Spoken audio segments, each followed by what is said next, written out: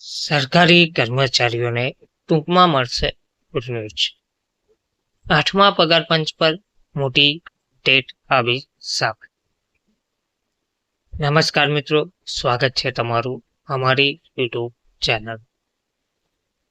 મિત્રો, સરકારી કર્મચારીઓ માટે ખૂબ જ મોટા સમાચાર સામે આવ્યા છે. આજના વિડીયોમાં આપણે જાણીએ ક્યારે વધશે તમારી સેલેરી.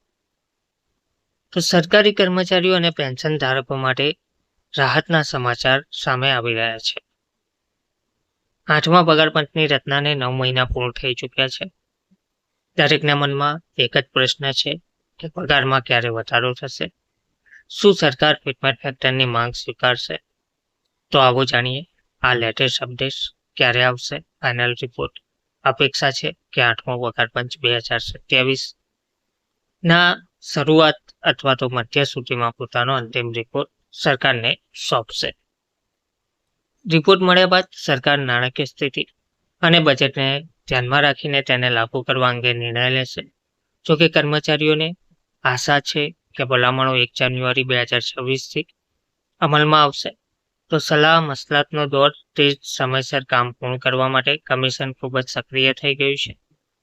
એપ્રિલથી શરૂ થયેલી બેઠકોનો સિલસિલો આગળ વધી રહ્યો છે. તાજેતરમાં 9 અને 10 જુલાઈના રોજ પણ કલકત્તામાં 9મા તબક્કાની બેઠક યોજાઈ હતી, જેમાં કર્મચારીઓ અને પેન્શન ધારકોના સૂચનો લેવામાં આવ્યા હતા.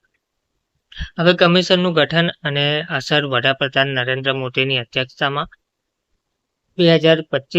જાન્યુઆરી 2025માં કેબિનેટે મંજૂરી આપ્યા બાદ 3 નવેમ્બર 2025ના રોજ 8મા પગાર પંચનું ઔપચારિક ગઠન થયું હતું. કમિશનને રિપોર્ટ માટે 18 મહિનાનો સમય અપાયો છે.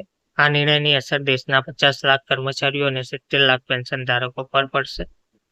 ફિટમેટ ફેક્ટર અને પગારમાં વધારો. કર્મચારી યુનિયનોની મુખ્ય માંગ 383 ફિટમેટ ફેક્ટરની છે. હવે સરકાર આ માંગ ઉપર વિચાર કરે અથવા તો જો આ સ્વીકારી લે તો ન્યૂનતમ પગાર હાલના 18,000 રૂપિયાથી વધીને સીધા 69,000 રૂપિયા થઈ શકે છે.